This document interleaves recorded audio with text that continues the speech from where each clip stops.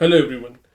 So it's time for a new highlight today, and I'm thinking let's jump straight to it. And I'm going to switch my screen now. Okay. So the first highlight is from Measure What Matters. The OKR system, Grove Root, is meant to pace a person, to put a stopwatch in his own hand so he can gauge his own performance. It is not a legal document upon which to base a performance review. To encourage risk taking and prevent sandbagging, OKRs and bonuses are best kept separate. Performance management is a really tricky subject, and for me to get into that right now, it's going to be a very long video all in itself, so I'm not going to get into that. But the takeaway from here: OKRs are not meant to be used as a performance yardstick. It's not that, okay, have you completed OKRs to some extent or not, or that usual thing about aiming for OKRs to be about 70%. So so measuring for that again is not the intention over here. So yeah, let's move on. Stolen focus. He said these horses are suffering from frustrated biological objectives. Horses want to roam and run and graze. When they can't express their innate nature, their behavior and focus go awry, and they start to act out. He told me that the pressure of having your biological objectives thwarted is such that it opens a Pandora's box, where you will try to find any behavior that will alleviate this crushing psychological pressure or inability to do anything. The author is talking about how when um, certain biological instincts are suppressed. In this example, horses, they start acting awry, not what you expect, the behaviors, and that happens when they're cooped up for too long. They need to roam, they need to go around, like the highlight says. Similarly, the author is drawing a comparison with human beings as well, that human beings need to explore, they need to get out of the place, they need to be I think this appears in the chapter with for children, where where the author makes a case for unsupervised playing. And again, like it just goes to show the comparison that, okay, the children are meant to be, they're meant to be creative, they are meant to be they're meant to explore while playing, and learning in a controlled environment, but essentially not um, where not each and every action is minutely controlled or specifically controlled. They need to be free, they need to like have some leeway of um, getting into the unknown. So yeah, that's the takeaway from the highlight. Moving on. The earned life. Being motivated is not merely a supercharged emotional state induced by having a goal. It is that heightened emotional state coupled with a supercharged impulse to do each of the specific tasks required to achieve that goal. It is correct to say that you are motivated to make money or lose weight or become fluent in Mandarin, even if you feel such statements are true. Okay, it is incorrect to state that you are motivated to make money or lose weight or become fluent in Mandarin, even if you feel such statements are true, unless you consistently do the big and small things required to achieve such goals. I think this again goes back to the thing that we're talking about from Getting Things Done and other books that like this similar concept has appeared in, is that having a goal does not result in motivation unless you identify the first action item. So over here as well, that okay, it's not necessary that you have a goal, you have an ambitious goal, and you'll find motivation to do that. That's not how it works. It's you have a goal, but then you also consistently do the big and small things required, essentially the action items that you need to get to that goal, and that is when you feel motivated. So we have discussed this enough. I'll move on. 4,000 weeks. Once you stop believing that it might somehow be possible to avoid hard choices about time, it gets easier to make better ones. You begin to grasp that when there's too much to do, and there always will be, the only route to psychological freedom is to let go of the limit denying fantasy of getting it all done, and instead to focus on doing a few things that count. So, the whole book, like I said, this book is about time management, but it's a whole different take on time management. And I think in this book or some other book I've read that, okay, if you want to prioritize the important things in your life, write down the first 25 items that are very important to you. And once you've written that down, sort it in the order of increasing priority. Sorry, decreasing priority. So like the most important one is on the top. And once you do that, focus on top five, and the remaining 20 actively avoid doing that. It's not that you do that when you have time, but actively avoid doing that. You should not touch that because those are distractions.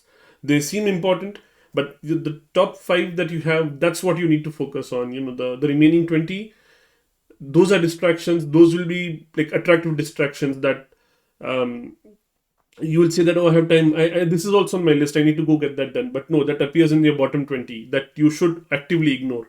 So it's the same thing over here. You begin to grasp that when there is too much to do, the only route to psychological freedom is to let go of the limit denying fantasy. That is, you have to let go that, okay, you can do all this 25, all of these 25 items. You have to actively avoid those 20 and focus on the first five. And instead of like the highlight says, focus on doing a few things that count. We'll move on. Think again. What did move the needle was an email with a different approach. We simply asked fans one question: are you planning to attend? Attendance climbed to 85%. The question gave fans the freedom to make their own case for going. So this is, and in my notes also, I've written a comparison to different incident where they ran an experimentation for vaccinations. The recent COVID-19 vaccinations, and rather than encouraging the people to book an appointment and you know make a case that, okay, this is why you should get vaccinated and everything, like explaining why they should do that, rather than doing all of that, they ran this experiment where they just booked an appointment and sent them a message that your appointment is booked, and people turned up. This had the strongest impact on vaccination percentages, like the experiment found. So same thing over here. Rather than saying, okay, you should attend and you should do this or all of that, like explaining why, rather than doing that, just a simple thing, like the ticket's already there. Are you planning to attend? That way. So yeah, it reduces the friction, it reduces the decision making, and we as human beings are not the best decision makers. So yeah, this is. I mean, of course, there is a lot more behind this. Read the book, think again. Like I said, it's a excellent book. Moving on. Remote, not distant. The no interruptions rule is simple. When someone is talking, everyone else should actively listen. Interrupt the interrupter. Protect the room so people feel safe to speak freely. Yeah, the key is actively listen, not just wait for someone to finish, but actively listen. And if somebody else is interrupting, interrupt the interrupter, not the person who is speaking. So, yeah, it's this is like a guideline for virtual meetings. The book is about remote, not distant, right? Being working remote or working in hybrid environments. So, if somebody is speaking, and it's very easy to get spoken over in this Zoom calls and everything. So, yeah, that's the highlight. Moving on. Thanks for the feedback. People don't typically offer their raw observations as feedback. They first interpret or filter what they see based on their own past experiences, values, assumptions, and implicit rules about the world.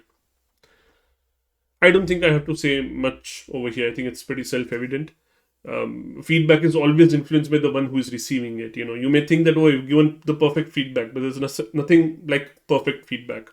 It always depends on the one who is receiving it, and they see it, based on their own experiences, values, assumptions, their relation to you, and everything. Like the book goes in depth in all of these ideas. So we'll move on. Oh, it's a long one. 4,000 weeks. To rest for the sake of rest, to enjoy a lazy hour for its own sake, entails first accepting the fact that this is it, that your days aren't progressing towards a future state of perfectly invulnerable happiness, and that to approach them with such an assumption is systematically to drain our 4,000 weeks of their value. We are the sum of all the moments of our lives, writes Thomas Wolfe. All that is ours is in them. We cannot escape it or conceal it. If you're going to show up for and thus find some enjoyment in our brief time on the planet, we had better show up for it now. Right, I think it's a wonderful quote, but I don't think I really need to talk about this. This pretty much covers everything. Lazy are for its own sake, not for some end, not for some future improvement and all of that. The book goes in depth about all of that. that, when our vacations are also aimed at some improvement for some future state, like meditation resort, that's our break. Or, something like, fitness workout things and stuff like that. Anyway, like I said, this highlight covers everything. I'll move on. KPIs for early stage CTOs. This is from an article. If you're deploying constantly, you can more easily pinpoint when you introduce an issue. It forces your engineers to work in smaller batches, which goes into one of the other metrics of small changes, capping at around 500 lines of code. It forces you to have high quality instrumentation in place, because otherwise, when you're all those change because otherwise when you're all those changes out, you won't know when you introduce a breaking change. So this is the benefits of continuous deployment, rather than deploying in like deploying in milestones, like sprint milestones, for example. Rather than that, deploying continuously has these benefits. It forces engineers to work in smaller batches and everything. Again, continuous deployment, there are a lot of resources out there. uh, yeah, I don't think I should really go much more deeper into this, because that will again be a video in its own right. So moving on. The earned life. Only by aspiring to something, by enjoying, enduring, or despising the process, do we know which outcome we prefer. We must engage in the aspirational experience in order to understand the fulfillment it will or won't provide going forward. We simply cannot imagine it. So this is from a section where the author is talking about three A's: aspiration, ambition, and action. Like comparing the three different states. And this particular highlight appears in the argument that aspiration and ambition are quite different, even though they may appear very similar. They're quite different.